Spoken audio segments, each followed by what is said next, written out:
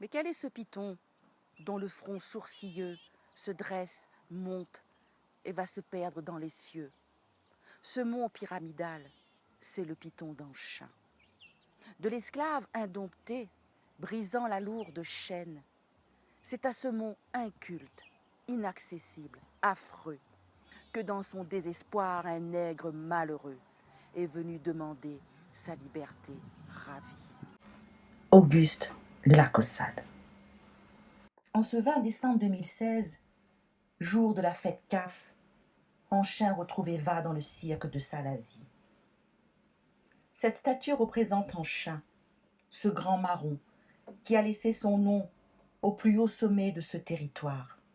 C'est une sculpture réalisée par Gilbert Klein dans le basalte de la Réunion. Nous continuons à éclairer cette partie de notre histoire marquée par la présence de ces héros de la liberté, les marrons. Anchin, raconté dans les poèmes de la Caussade, enfant du pays, est une figure légendaire des combats de la liberté. Anchin, avec d'autres marrons, des hommes et des femmes dont l'histoire a réussi à retenir certains noms, comme Dimitil, Sarlave, Dianamoise, Rariane, Simandef, Mafat, La Verdure, Eva, etc., ont été de ceux qui ont préféré la fuite vers ces lieux inhospitaliers pour conquérir leur liberté perdue. Oui, fuir cette condition inhumaine de l'esclavage pour retrouver une dignité dans le marronnage. La montagne devient alors le théâtre d'une expression culturelle, celle des marrons. Les marrons forment le groupe des grands hommes de l'émancipation réunionnaise. Il fut un temps en Europe, dans les salons, les Voltaire, Montesquieu, Rousseau échangent sur les grands principes de la citoyenneté, en laissant l'esclavage perdurer au service d'une économie qui leur procure un certain confort.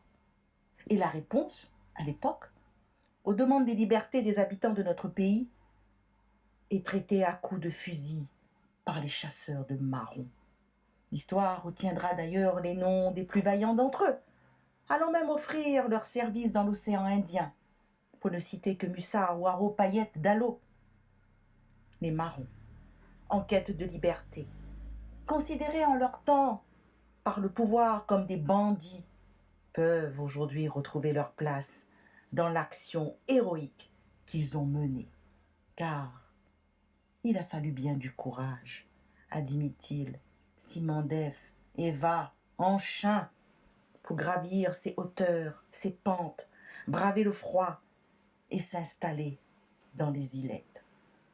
En ce 20 décembre 2016, à Grand-Îlette, Anchin, où peu chante Pounous sous romance de l'émancipation réunionnaise.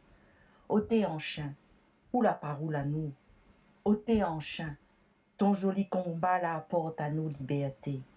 Ôtez Anchin, ton joli causement la roule l'esclavage dans la boue.